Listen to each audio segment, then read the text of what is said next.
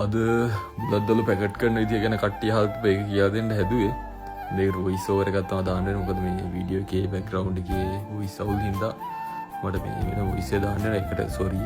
ඔය දැන් මුලින් පෙන්නගත් විදිහට මේ දළු කැල්ල කපා ගන්න එක පුරුද්දයක් වගේ තියෙනවා. මම කලින් වීඩියෝ දාලා තියෙනවා දළු හරියටම කපා ගන්න ඉදේ ගැන. ඒක හරියට බලන්න.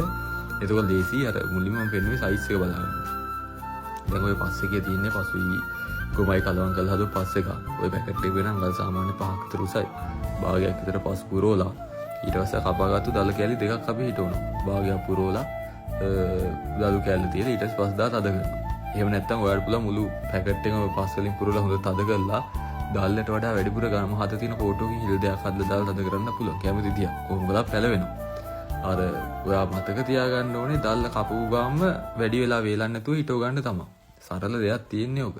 බලාගත්තම ඔයාලට ලයින් එක දාගන්න පුළුවන් කොහොමද?